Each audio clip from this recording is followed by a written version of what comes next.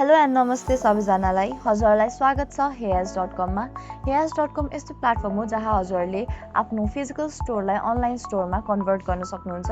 आज म हजुरहरूलाई तपाईँको स्टोर कसरी लिस्ट गर्ने त हेयर्स.com मा भनेर देखाउन गइरहेको छु। पहिला आफ्नो अकाउन्ट साइन अप गर्नुहोस्, रेजिस्टरमा जानुहोस्। हजुरहरूले दुई तरिकाले आफ्नो अकाउन्ट साइन अप गर्न सक्नुहुन्छ। एउटा आफ्नो इन्फर्मेसन दिएर भने अर्को आफ्नो गुगल अकाउन्टबाट। हामी यहाँ गुगल अकाउन्टबाट गर्दैछौँ।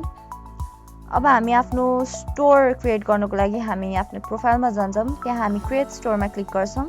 यहाँ आफ्नो स्पेस अनुसारले हजुरले सेलेक्ट गर्नुपर्ने हुन्छ। फर इक्जाम्पल मैले यहाँ रिटेलर सेलेक्ट गरेको छु।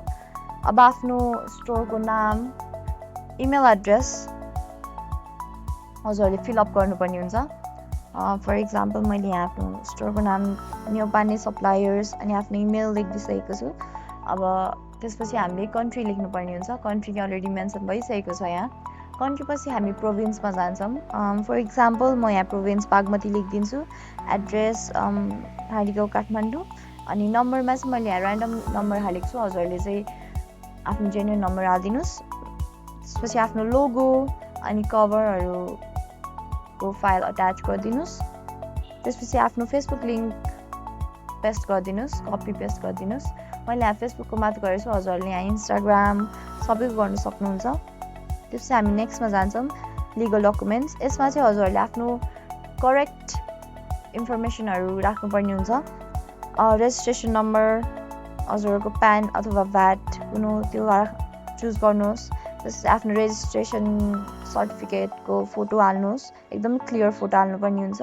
वाट्सएपको नम्बर अनि हजुरको स्टोरको लोकेसन।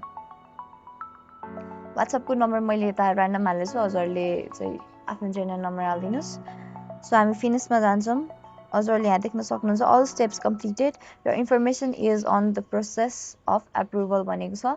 यो भन्नुको मतलब चाहिँ हाम्रो हेयर्स सुपर एडमिनले हजुरहरूको प्यान अथवा भ्याट नम्बर भेरिफाई गरेपछि मात्र हजुरको स्टोर एप्रुभ हुन्छ भन्नु खोजेको हो। अब हामीले देख्न सक्छौँ हाम्रो स्टोर अहिले एप्रुभ भएको छैन। सो अब हाम्रो स्टोर एप्रुभ भइसकेको छ। विदिन 1 मिनट्स हाम्रो स्टोर एप्रुभ भएन भने हजुरहरूले हामीलाई सम्पर्क गर्न सक्नुहुन्छ।